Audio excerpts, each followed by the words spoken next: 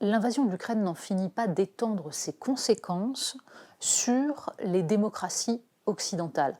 Alors, on ne parle pas évidemment d'une réflexion sur une façon de répondre à l'invasion russe. Non, on ne parle pas non plus de pensée stratégique, de débat sur la question des matières premières. Non, non, on ne parle pas de ça. On parle de la façon dont chacun en Europe et aux États-Unis est prié de se déclarer comme appartenant au camp du bien, ou surtout s'empresse de se déclarer comme appartenant au camp du bien. C'est pas comme si ça allait changer quoi que ce soit au sort des Ukrainiens, mais il faut montrer que l'on est quelqu'un de profondément impliqué. Et dans ce petit jeu, où on invente des sanctions ou des actions totalement illégales, totalement en dehors de tout réalisme, Facebook vient tout de même de remporter la palme, enfin une fois de plus, a-t-on envie de dire. Et la question qui se pose est de savoir si réellement c'est par l'abolition de la démocratie qu'on répond à une autocratie ou une dictature.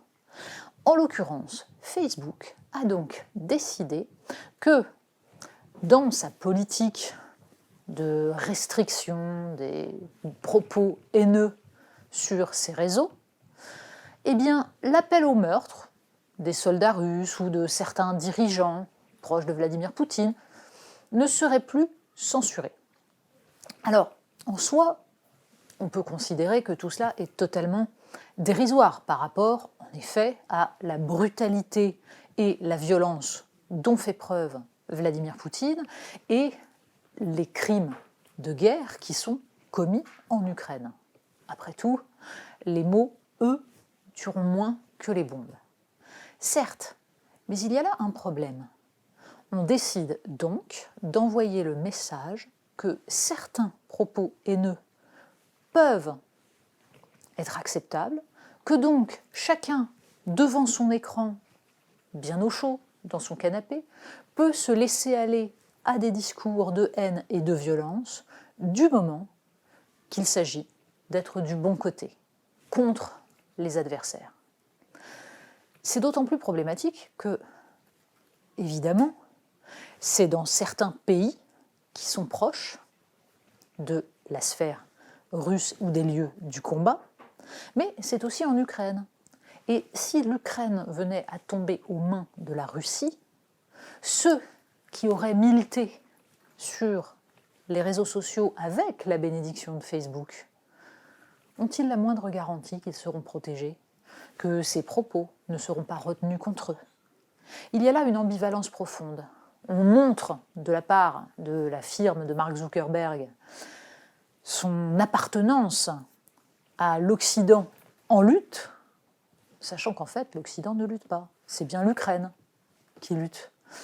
Mais il s'agit là, donc, d'envoyer le message une fois de plus que Facebook décide de façon totalement arbitraire ce qui peut se dire ou ne pas se dire sur son réseau.